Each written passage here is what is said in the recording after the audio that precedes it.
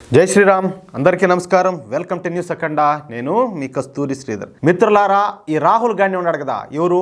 ఫిరోజ్ జహంగీర్ గాంధీ మనవడు. ఆయన గొప్పతనం ఏందో మళ్ళీ ఈ న్యూస్ ద్వారా మీకు చెప్పే ప్రయత్నం చేస్తా. మామూలుడు కాదు, మహానుభావుడు. సరే, ఈ న్యూస్ ఏనండి. రాహుల్ గాంధీ ఏదో కాలం కలిసి వచ్చి కాదు అబద్ధాలు చెప్పి ఉన్న ఫలంగా మన దౌర్భాగ్యం కొద్దీ, మన దరిద్రం కొద్దీ ఈ దేశానికి ప్రధాన ప్రతిపక్ష నేత అయిపోయినాడు. సరే, అది మనం చేసుకునేటువంటి కర్మ, ఇంకేం చేయలేము. ఎందుకంటే మనోళ్ళే కదా ఓట్లేసి గెలిపించింది, అనుభవించాల్సిందే. ఇకపోతే రాహుల్ గాంధీ వ్యాఖ్యలు చూస్తూ ఉంటే మనం ఈ కాలేజీకి పోయేటప్పుడు సరదాగా జోకులు వేసుకుంటా ఉంటారు కదా, ఆ విధంగా ఇప్పుడు ఈ రాహుల్ గాంధీ మాట్లాడుతున్నాడు. ఆయన ఏం రాజకీయాలు చేసినట్టు లేదు.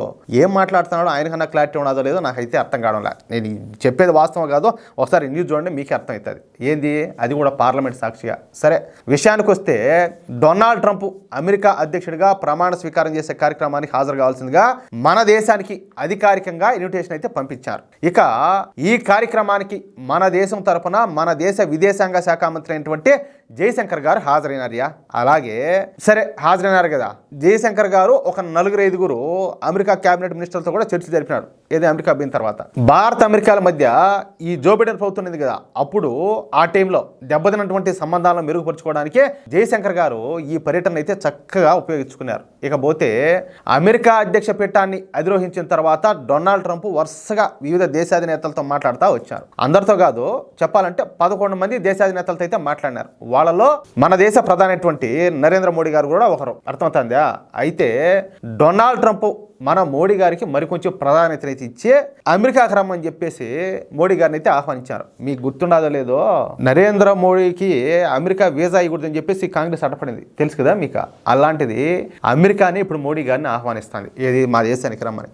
ఎంత మార్పు వచ్చిందో ఒకసారి మీరు ఆలోచించండి. సరే, ఇకపోతే భారత్ అమెరికా దేశాల మధ్య మరింతగా సంబంధ బాంధవ్యాలు ఏర్పడేలా ఒప్పందాలు చేస్తుందని చెప్పేసి డొనాల్డ్ ట్రంప్ మన నరేంద్ర మోడీ గారిని అయితే కోరినారు. అందుకు మన మోడీ గారు కూడా అంగీకరించారు. ఇందులో సందేహపడాల్సింది ఏమి లేదు కదా, అవునా కదా? ఇది నిజంగా ప్రతి ఒక్కరు కూడా, అంటే భారతీయులందరూ కూడా ఆనందపడాల్సిన విషయం అనమాట.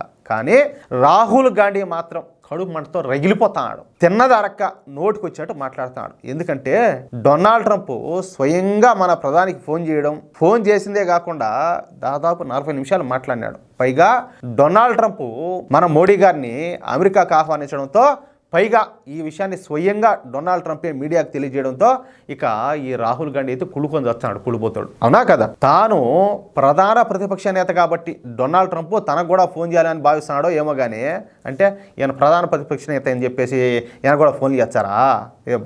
పెద్ద మంచోడు అని చెప్పేసి, సొంతపోసం అని చెప్పేసి ఈయన పోయి సైలెంట్గా ఆ చైనా వాళ్ళతో రాయబారాలు చేస్తాడు. ఆయన ఎట్టటోళ్ళు ఉన్నారు చూడు మనకు, గొప్ప గొప్పవాళ్ళు, మహానుభావులు. సరే, ఇకపోతే రాహుల్ గాంధీ నిన్న పార్లమెంట్లో మాట్లాడుతా అసలు జయశంకర్ గారు అమెరికాకి ఎందుకు వెళ్ళినట్టు, ఎందుకు అమెరికా మినిస్టర్లు కలుస్తున్నాడు అని చెప్పి మాట్లాడినాడు. ఈ మైండ్ ఏడు ఉన్నదే, ఎంతగా మోహాల్లో ఉన్నదే, అరికాల్లో ఉన్నదే నాకు అర్థం కాల. ఆయన విదేశాంగ శాఖ మంత్రి స్వామి, ఆయన పనే అది.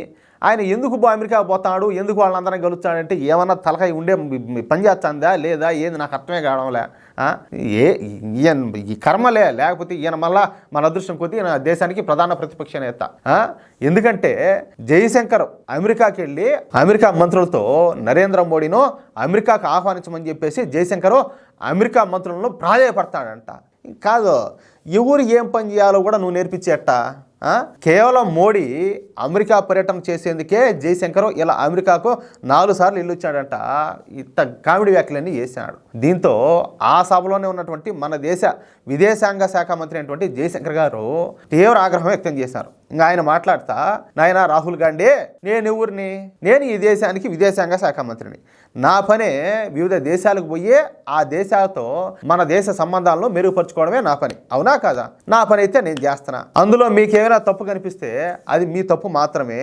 అసలు మోడీ గారి కోసం నేను అమెరికా వెళ్లాల్సిన అవసరం ఏముండదు. డొనాల్డ్ ట్రంప్ తన ప్రమాణ స్వీకారోత్సవానికి హాజరుగమని ఆయనే స్వయంగా మన దేశానికి ఆహ్వానం పంపించాడు. అలాంటప్పుడు మన ప్రధాని మోడీ గారే స్వయంగా వెళ్ళి ఉండొచ్చు. కానీ మోడీ గారు అలా చేయలే, ఆ మాదిరిగా పోలా. ఎందుకంటే ఈ దేశానికి ఒక గౌరవం ప్రతిష్ట ఉన్నాయి. పిలవగానే ఎగేసుకొని పోతే మన దేశానికి విలువ ఉండదు. అందుకే నేను హాజరైన మన దేశం తరఫున ప్రతినిధిగా.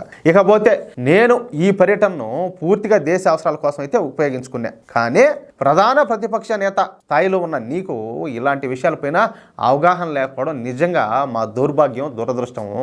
నిజంగా ఇలా మాట్లాడడం అంటే ఈ దేశ ప్రతిష్టను డ్యామేజ్ చేయడమే.